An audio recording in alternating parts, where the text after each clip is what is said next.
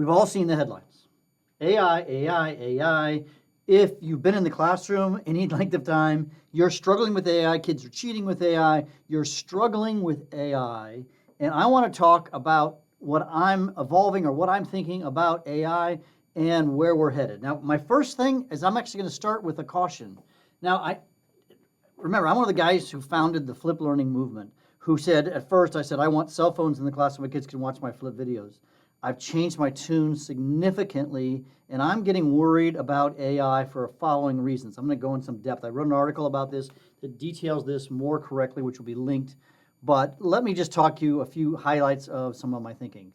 John Hattie, none other than John Hattie and some others, Hamilton and Willem, they wrote an article, and it said there's a significant risk and reality of the mass downgrading human skills and abilities. That terrifies me, people. Absolutely terrifies me that there could be a downgrade. In this article, he even cites, or they cite, that it's potential that literacy might diminish because you could just talk to the AI and it could answer questions. These kinds of things terrify me as, at this stage, I'm recording this as a 39-year teacher. So what are we going to do, right? Well, let me paint the bad picture just a little bit more. Further in the article, one thing they talk about that I think is fascinating is that AI, experts versus novices, what AI does is it's going to take the expert, right, the green bar over here, and it's going to make them, and it's going to amplify their message. They're going to be able to do amazing new things with the AI. I have a friend who's a coder, in the medical field, and he's talked about how it's totally made his workflow so much better. But look what happens, what they see with novices. A novice, if you take AI and a novice, it degrades their skills. You see, they don't have the ability to know what they don't know, and they don't see it as an amplifier. And so, and I'm thinking here, I'm a high school teacher. My kids are all novices at the things I'm teaching them. And I want to be very careful of how I deliberate and how we use AI in the classroom. Here is kind of three main points that I think we need to really pay attention to. AI is becoming an exponentially more powerful, right? And it's going to exceed our abilities to do most cognitive tasks. Jobs are going to be replaced. They're being replaced by AI. I was talking to a friend of mine who's in the accounting world, and she sees that the AI bots are going to be doing the low-level accounting at her firm. But this is the one that scares me the most, maybe. Students can take the shortcut for their learning, and it could have a devastating impact on our learners. Another, in this article that, again, I'll link, that I cite, a study done by Gerlich. He said the findings of this study, that 660 people or something like that, from like high school age all the way up to adults, they said they revealed a significant negative correlation between frequent AI tool usage and critical thinking abilities, mediated by increased cognitive offloading. So what they're saying is that you're offloading tasks to the AI, and then you're losing the critical thinking skills in your head. Okay, and then the younger participants, terrifying. The younger participants had greater gaps. Who do I teach? I teach 16-year-old kids. You might teach 12-year-old kids or 5-year-old kids. We've got to be careful. You see what I think? It comes down to this kind of term here, productive struggle. And it became clear to me a month ago, 2 months ago. So I happen to teach one of the upper-level science courses at our school, honors physics. And so in my class are future valedictorians, the top of our students, and we're at a high-performing school. And I was watching them work on physics problems, and I was watching some of these students, and they quickly were jumping to the AI tool. Now, I don't mind them getting help when they're stuck on a problem. There's a point where you want to get the right resources to help. But what wasn't happening is they weren't sitting in the mess of learning and struggling with it. Just too easy to jump to the quick answer so that they could try and understand it. There's that point, and we know that. This cognitive load theory and all that stuff. We know there's a point where students, you can give them too much and they overwhelm and they quit, right? There's that. But there's also, there's a line, it's a fine line for where we want them to learn and where they're going to have this productive struggle. But I'm a realist. AI is here to stay, whether we like it or not. And so my question is what are we going to do? What are we going to do in this age of AI to help our students? Because we don't want the downgrading of human intelligence.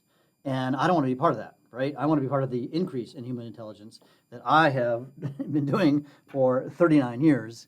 And so I have some suggestions that I think might go against some things. So what can we do? Number one, I think we need to do the hard cognitive tasks in class.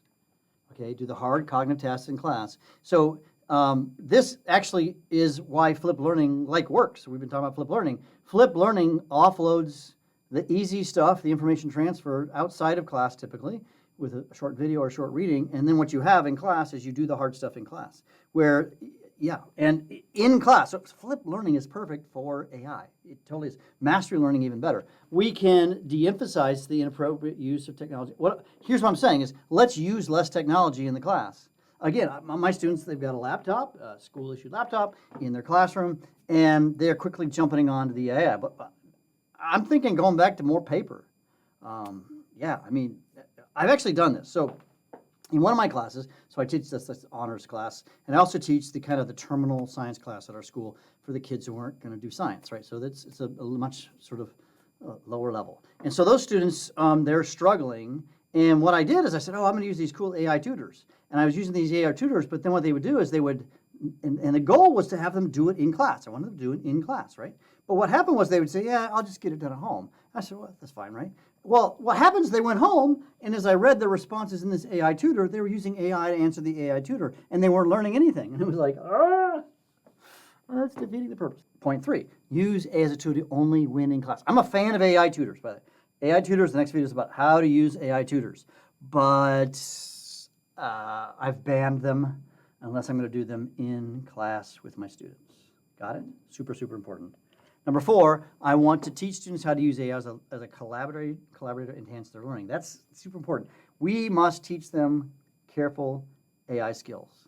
And even this conversation about how students need to learning is hard, and it takes mental grit to be a learner.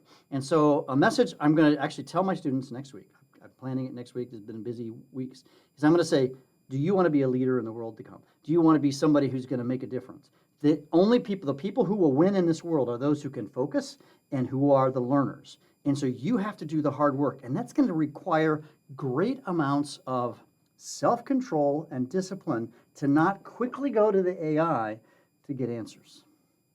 So we've got to teach that to them. I will be teaching that to my students next week, emphasizing it probably, weekly or something with them.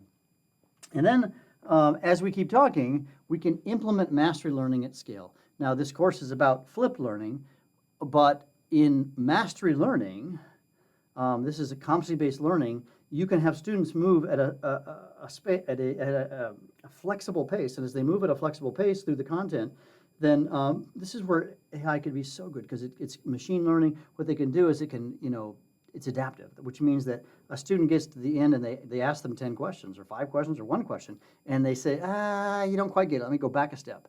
So it can kind of diagnose, and they can work through the content at a flexible pace. And what's going to happen is that students can actually learn. I've written an entire book on this topic. I have a secondary course on how to do mastery learning well, but I can really see how AI is going to totally change the scope of everything. And then number 6, you could expect more. So if I'm going to assign a paper, by the way, if I'm assigning papers, I'm most likely going to assign them in class anymore. But if I do, I'm going to expect that they're perfect. The grammar's all. I mean, AI will clean up your grammar in 4 seconds. I mean, why are you turning in? Stop. If you're going to expect them to use AI, then you need to communicate that you're going to expect more from them. And then lastly, just don't do homework that's AI-able or chat GPT-able or whatever word you want to use. Homework. Now, it's virtually impossible to do things that aren't AI-able, but what's our goal in the classroom? It's not for them to just learn knowledge and learn stuff, although that's part of it. I want them to grow their brain, and I want them to grow their brain. And what happens inside the brain is that the synapses have to grow and the myelin sheaths have to grow, and we need them to develop their brain. And as they develop their brain, that's when they're going to become the learner. And so we want them to do that hard work in class. If you send stuff that's just AI-able home, guess what? They're not going to learn. They're going to just AI it. Now, maybe you have more confidence in your students than I in mine, but students, I think by and large, will take the easier road out. Now, there are exceptions. Oh, yeah. I love those students who say, I'm so dedicated to learning this. I'm going to do whatever it takes to learn this. They're going to take it way beyond. They're going to do all this cool stuff. I love those kids, but I also know a lot of those kids don't come into my classroom. They struggle with learning, or they're not as interested in my topic. I mean, I teach required subjects, so I'm not 100% confident that they're going to do the work if I just send stuff home like that. So again, I think AI has great potential to transform education, but we have to be